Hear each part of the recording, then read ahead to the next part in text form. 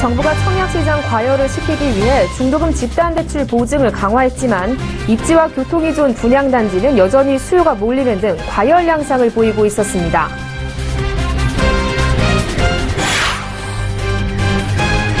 아우디 폭스바겐 차량이 기준치의 40배가 넘는 질소 산화물을 뿜어내며 대기를 오염시키고 있지만 10개월째 리콜이 되지 않아 공해 차량들이 그대로 도로 위를 달리고 있습니다. 횡령과 배임 등의 혐의로 기소된 이재현 CJ그룹 회장이 결국 재상고를 포기했습니다. 유전병으로 최근 건강이 크게 악화되자 8.15 특별 사면을 염두에 둔 행보라는 분석입니다. 전기세일 실적이 좋지 않았던 백화점들이 이번엔 명품 할인 대전으로 소비자 사로잡기에 나섭니다.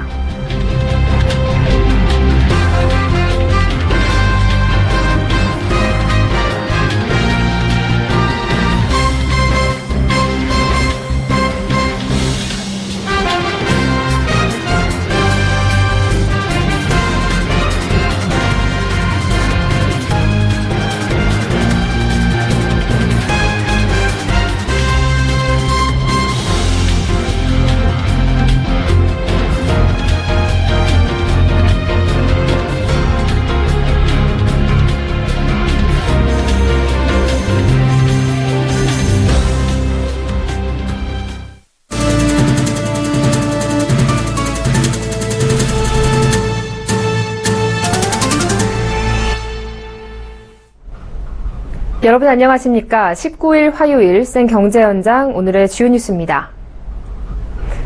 정부가 청약시장 과열을 시키기 위해 중도금 집단대출 보증을 1인당 2건, 총 6억 원으로 제한했지만 입지와 교통이 좋은 분양단지는 여전히 인기를 누리고 있습니다.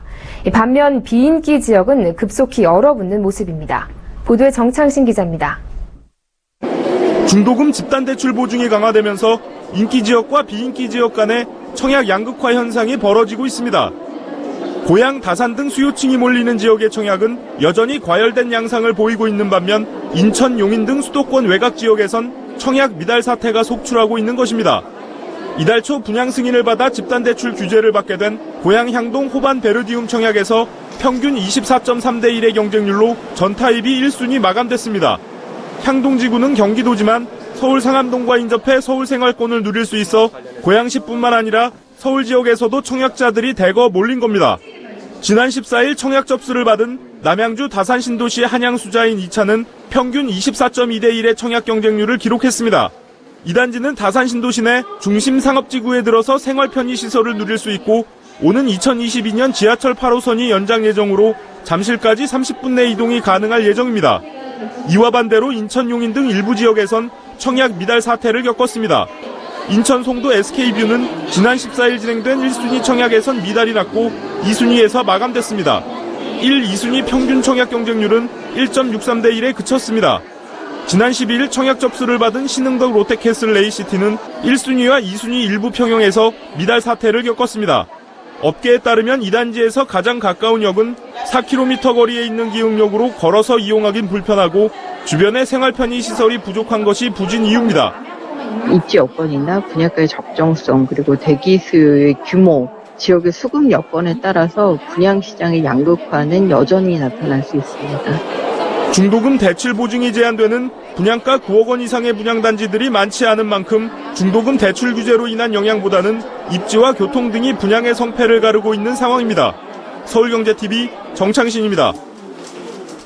배출가스와 소음 관련 시험 성적서를 조작해 국내 판매차 중의 70% 판매 정지를 받은 아우디 폭스바겐. 조속히 아우디 폭스바겐 코리아는 이미 판매한 12만 5,591대를 리콜해서 공해 배출이 안 되도록 해야 하는데요. 문제는 아우디 폭스바겐 코리아의 리콜 능력이 턱없이 부족해 최장 2년간 아우디 폭스바겐 공해 차량들이 계속 대기 오염을 시킬 것이란 점입니다. 이에 대한 대책 마련이 시급한 상황인데요. 김혜영 기자가 보도합니다. 아우디 폭스바겐은 배출가스 시험 성적 조작 차량을 지금까지 12만 5천여 대 팔았습니다. 이들 차량들은 오늘도 기준치의 40배가 넘는 질소산화물을 뿜어내고 있습니다. 대기오염을 막기 위해서는 하루라도 빨리 리콜을 해야 합니다. 심각한 문제는 리콜이 시작되더라도 아우디 폭스바겐의 직영 AS 센터가 고작 63곳에 불과해 12만 5천여 대를 다 고치려면 최장 2년에서 3년이 걸린다는 점입니다. 아우디 폭스바겐 코리아는 현재 서울 19곳, 경기 13곳 등 전국의 직영 AS 센터를 운영 중인데 아우디 폭스바겐 측에서는 하루 종일 오로지 리콜 차량 수리만 한다면 하루 3,000대 정도가 가능하다고 이야기하고 있습니다. 리콜 수리는 폭스바겐 직영 AS 센터 외에도 가능하다는 게 정비업계 얘기입니다. 그러나 리콜 차량 정비를 폭스바겐 직영센터 외에 다른 곳에 맡기는 것을 강제하기도 힘들어 리콜 수리가 될 때까지 차량 소유자들은 그냥 공해 차량을 타고 다닐 수밖에 없습니다.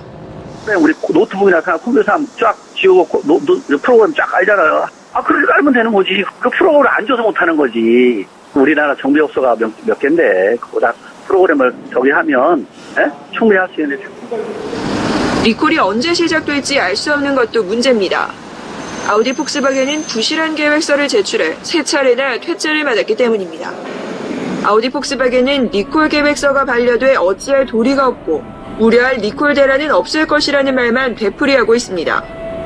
그러나 12만 5천여 대의 아우디 폭스바겐 차량이 미세먼지의 주범인 질소산화물을 마구 뿜어내고 있는 상황에서 10개월째 줄다리기만 해온 환경부가 너무 안이한 것 아니냐는 비판이 높아지고 있습니다. 서울경제TV 김혜영입니다. 이 오랜 기간 병실에 머물며 법적 공방을 이어온 이재현 CJ그룹 회장이 결국 재상고를 포기했습니다.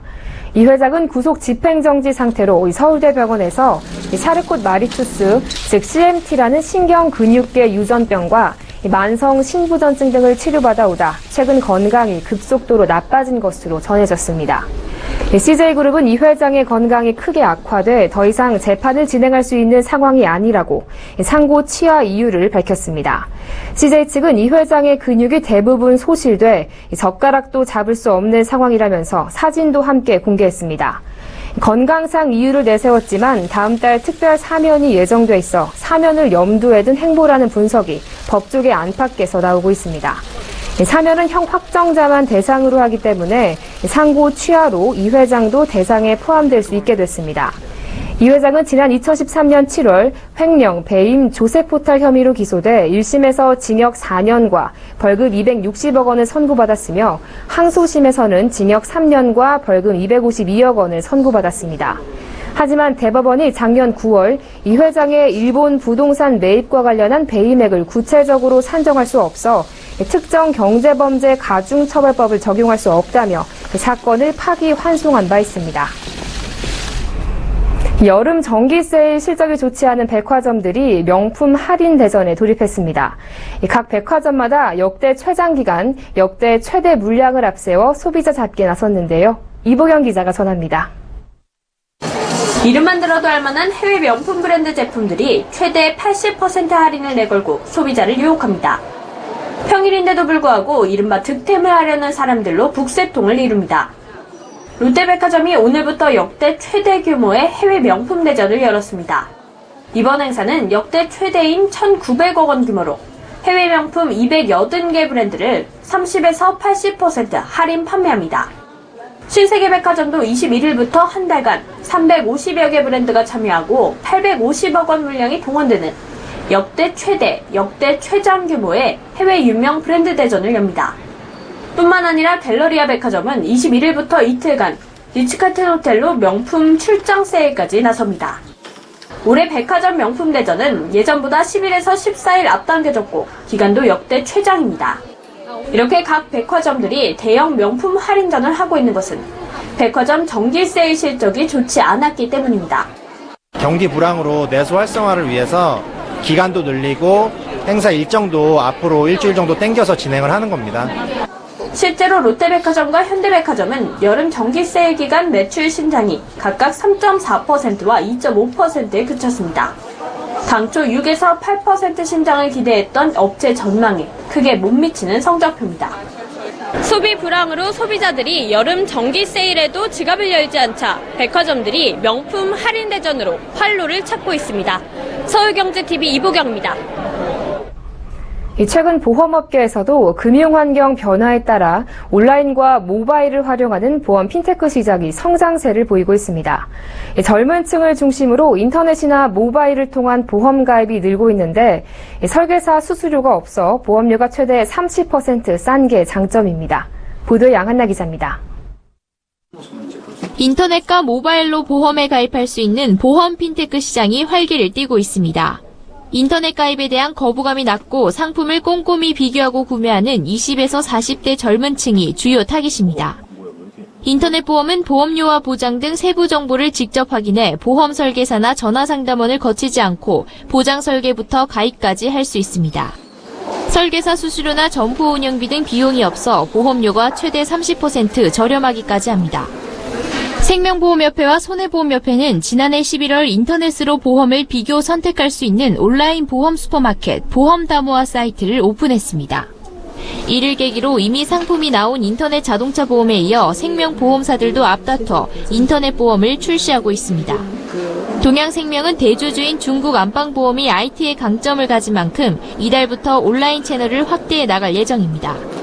교보 라이프 플래닛은 작년 4월부터 스마트폰을 활용한 보험 가입 상품들을 내놨습니다. 홈쇼핑에서 안내하는 웹주소에 접속해 휴대폰 인증과 주민등록증 촬영, 전자서명을 마치기만 하면 해당 보험에 가입할 수 있습니다. 하나손해보험은 지난 4일 인터넷 자동차 보험을 내놓은 데 이어 오는 25일에는 모바일 버전을 오픈할 예정입니다. 최근에 PC를 통한 인터넷 거래뿐만 아니라 모바일을 통한 금융 거래도 활발하게 이루어지고 있는데 이러한 움직임이 보험에도 확산되고 있는 추세고요. 인터넷 자동차 보험 시장은 지난해 15.5%, 최근 5년간 연평균 9.2% 성장했고 올 상반기 걷어들인 보험료만 2조 원이 넘을 전망입니다. 서울경제TV 양한나입니다. 검찰이 공인중개사 자격증이 없는 변호사가 부동산 거래를 중개하는 활동이 위법하다는 결론을 내렸습니다. 서울중앙지검 형사 7부는 공인중개사법 위반 혐의로 공승배 트러스트 부동산 대표를 불구속 기소했습니다. 검찰에 따르면 공 변호사는 공인중개사가 아님에도 트러스트 부동산이란 명칭을 써 공인중개사 또는 유사 명칭을 사용한 혐의를 받고 있습니다. 또 관할 지자체에 중개사무소 개설 등록을 하지 않고 중개업을 하고 또 중개 매물을 홈페이지에 광고한 혐의도 받고 있습니다.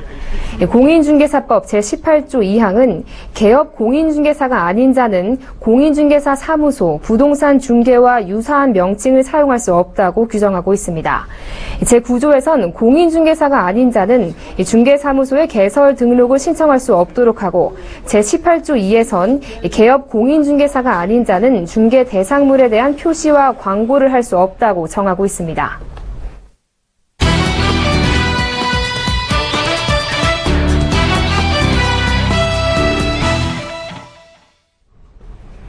최근 리츠와 펀드 등 소액으로 부동산 투자를 할 수 있는 간접 투자 상품들에 대한 관심이 높아지고 있습니다.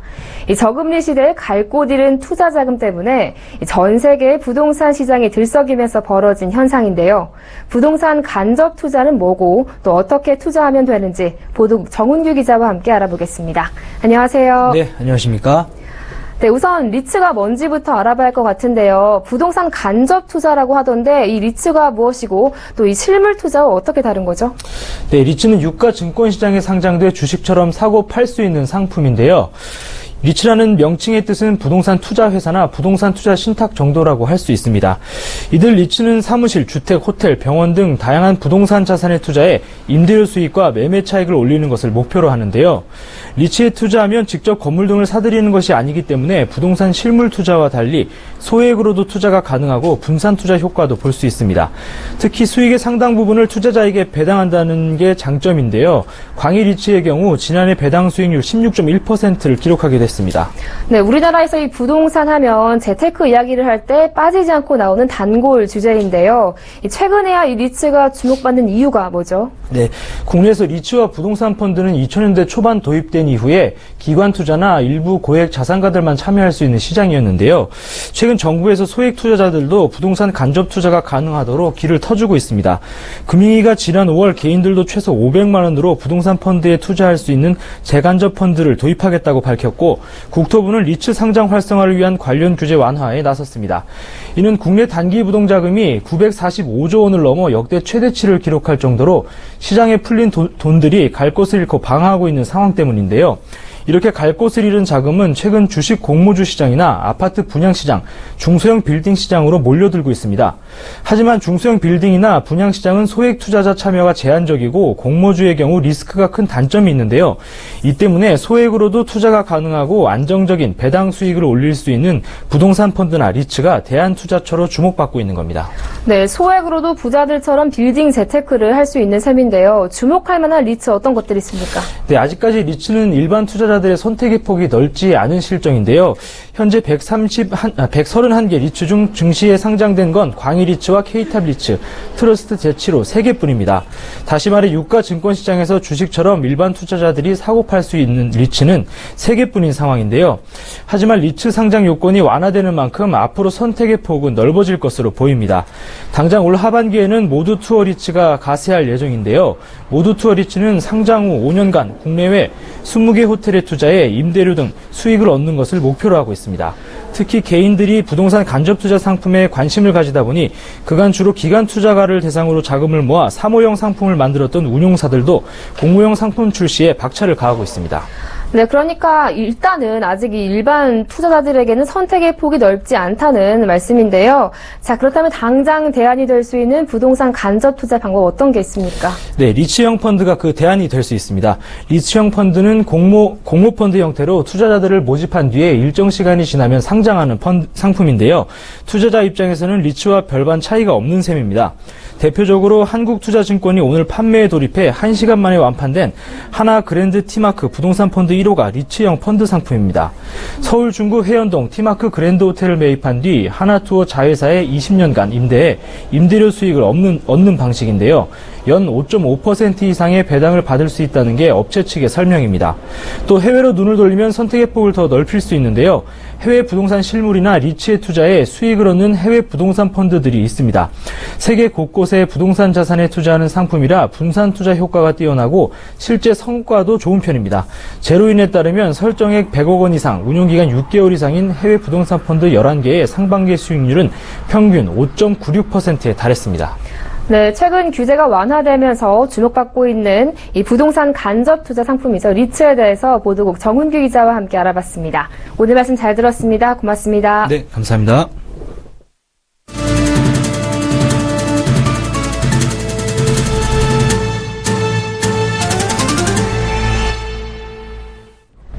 미국 3대 햄버거로 불리는 쉐이크쉑 버거가 드디어 베일을 벗었습니다. 국내 대표 제과제빵 기업인 SPC 그룹을 파트너사로 정해 국내 진출에 첫 발을 내딛었는데요. 뉴욕 명물로 떠오른 쉐이크쉑 버거를 도입한 이 SPC 그룹은 파인 캐주얼이라는 새로운 시장을 개척한다는 포부를 밝혔습니다. 박미라 기자가 보도합니다.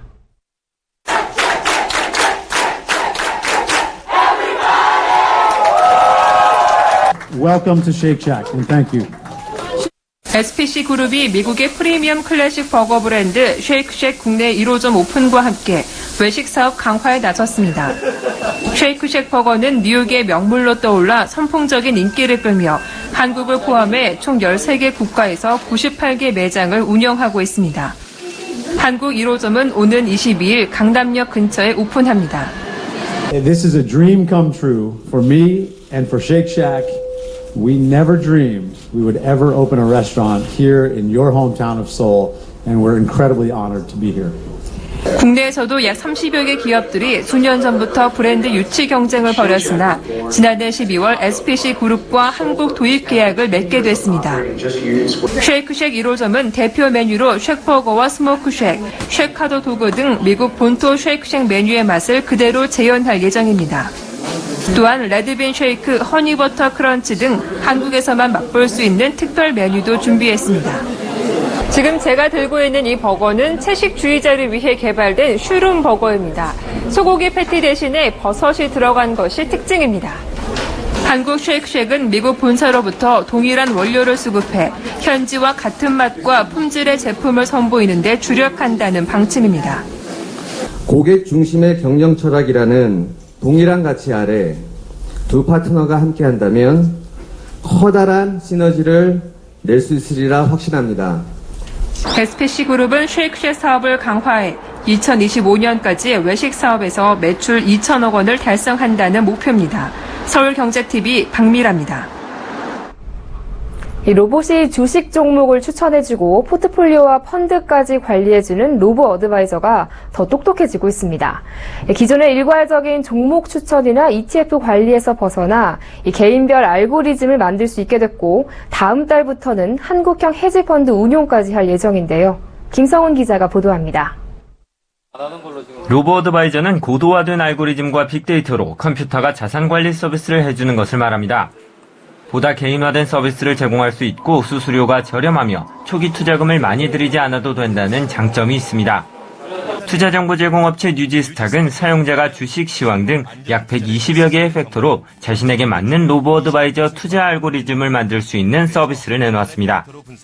투자자 개인들이 자신만의 로보 어드바이저를 만들 수 있는 겁니다. 뉴지스탁은 다른 사용자가 만든 로보 어드바이저 알고리즘을 이용할 수 있도록 알고리즘 공유 플랫폼도 활성화할 계획입니다. 본인이 직접 공부를 해서 투자하기를 원하는 사람이 많아요. 그래서 본인의 전략을 알고리즘화 시켜줄 수 있는 젠포트라는 서비스가 나오게 됐고, 그 젠포트와 알고리즘을 공유할 수 있는 젠마켓을 통해 선순환을 다음 달에는 로보 어드바이저를 활용한 한국형 헤지펀드 상품도 출시됩니다. 한국형 헤지펀드는 49명 이하의 투자자로부터 최소 1억 원 이상을 받아 주식, 채권, 파생상품 등 다양한 자산에 투자하는 간접투자 상품입니다. 로보 어드바이저 기반 투자자문업체 쿼터백 투자자문은 이번 주 예정된 헤지펀드 운용사 전환을 위한 금융감독원 실사를 통과하면 바로 다음 달 첫 상품을 출시할 계획입니다. 이처럼 로보 어드바이저가 발달하고 투자에 다양하게 활용되면서 조만간 로보 어드바이저를 활용한 퇴직연금 상품도 나올 전망입니다. 맞춤형 자산 배분으로 시장 변화에 견딜 수 있도록 설계되는 로보 어드바이저가 장기간 꾸준한 성과가 필요한 퇴직연금 상품 운용에 적합하다는 분석입니다. 서울경제TV 김성훈입니다. 기아 자동차가 합리적인 가격과 한층 강화된 상품성을 갖춘 2017년형 K3 18에 나섰습니다. 2017년형 K3는 기본 모델의 가격을 인하하고 상위 모델의 스타일과 안전성을 높인 것이 특징입니다. 실제로 기아차는 K3의 기본 모델 가격을 5만 원씩 내렸습니다. 2017년형 K3의 판매 가격은 가솔린 세단이 1,545만 원에서 2,165만 원, 디젤 세단이 1,800만 원에서 2,420만 원입니다. 또한 기존에는 선택 사양이었던 후측방 경보 시스템을 노블레스 모델에 기본 적용하고 차선 이탈 경보 시스템과 전방 추돌 경보 시스템을 선택 사양으로 추가해 안전성을 보강했습니다. 중산층의 주거 안정을 위해 도입된 기업형 임대주택, 뉴스테이가 수요자들 사이에서 인기를 끌면서 건설사들이 뉴스테이 사업에 적극적으로 나서고 있습니다. 건설업계에 따르면 올 하반기에는 GS건설, 한화건설 등 대형 건설사들과 우미건설, 서희건설 등 중견 건설사들의 뉴스테이 단지가 대거 공급됩니다. 건설사들이 뉴스테이 사업에 뛰어드는 것은 대규모 택지 공급이 중단되면서 새 사업 발굴에 대한 요구가 커지고 있기 때문으로 풀이됩니다. 올해 공급되는 뉴스테이 단지의 경우 대형사들은 경기와 인천 등 수도권에, 중견 건설사들은 충북, 부산, 대구 등 주로 지방에 집중돼 있습니다. GS건설은 이달 동탄 2신도시에서 동탄 레이크자이 더 테라스 483가구를 공급하고, 우미건설은 오는 9월 충북 혁신도시에 뉴스테이 1345가구를 공급할 계획입니다. 안전사고 우려가 있는 건물을 재건축할 때 해당 건물과 대지를 공동으로 소유한 사람 그리고 지분의 80%만 동의해도 건축 허가를 받을 수 있게 됩니다. 국토교통부는 지난 1월과 2월 개정된 건축법 내용을 반영해 이같이 바뀐 건축법 시행령과 시행규칙을 20일부터 시행합니다. 안전사고 우려의 경우는 설비와 지붕, 벽 등이 낡거나 손상돼 기능 유지가 곤란하다고 우려될 때와 건축물이 낡아 내구성에 영향을 주는 기능, 구조적 결함이 있을 때 등입니다. 개정안에는 건축물 용도를 복수로 지정할 수 있는 기준도 마련됐습니다. 예를 들어 영업시설군에 속하는 숙박시설인 건축물에 같은 영업시설군인 판매시설을 복수 용도로 등록할 때는 건축 심의가 필요 없지만 수련시설을 복수 용도로 할 때는 심의를 받아야 합니다.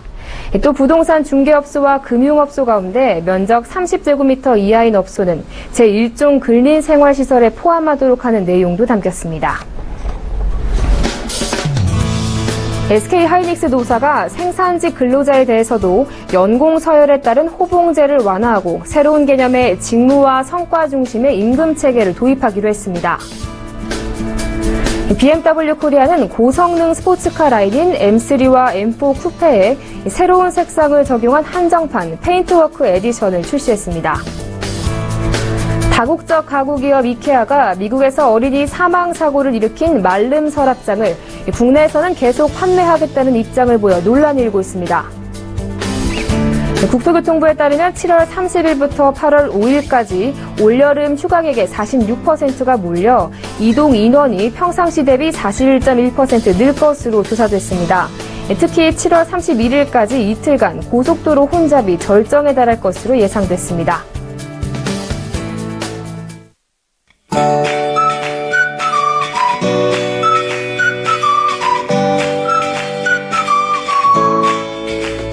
안녕하세요. K웨더 라이프스타일 예보 차씨입니다. 내일 한낮에도 구름 사이로 햇볕이 강하게 내리쬐면서 무덥겠습니다. 현재 서울과 경기 일부 내륙에 폭염특보가 발효 중인 가운데 내일도 낮 기온이 서울, 대전 31도 예상되고요. 광주도 30도까지 오르면서 무덥겠으니까요. 건강관리에 유의하시기 바랍니다. 한편 오후에서 밤 사이 경기 북부와 강원 영서 북부, 충남 서해안으로는 5에서 30mm의 소나기가 오겠고요. 그 밖에 전국은 동해상에 위치한 고기압의 가장자리에서 구름만 많겠습니다. 내일은 장마전선의 영향을 받진 않겠지만 목요일부터는 다시 전국이 장마전선의 영향권에 듭니다. 목요일 시작되는 장맛비는 금요일까지 이어지겠고요. 토요일에는 장맛비가 쉬어가겠지만 다시 일요일에 제주도를 시작으로 월요일에는 전남과 경남 지역에도 장맛비가 내리겠습니다. 다음은 자세한 지역별 내일 날씨를 나절 예보를 통해서 살펴보겠습니다. 중부지방 구름 많다 점차 흐려지겠고 경기 북부와 강원 영서 북부, 충남 서해안은 오후부터 밤 사이에 소나기가 오는 곳이 있겠습니다. 동해안 지방도 구름 많다 저녁부터 흐려지겠고요. 낮 기온 25도를 밑돌면서 오늘보다 낮겠습니다. 남부지방 역시 구름 많겠고요. 낮 기온 30도 안팎을 나타내겠습니다. 서해상으로는 비가 오는 가운데 물결도 매우 높게 일겠습니다. 금요일과 토요일 사이 기온이 살짝 떨어지긴 하겠지만 이번 예보 기간 내내 다소 더운 날씨가 이어진다고 생각하시면 될 것 같습니다. 날씨였습니다.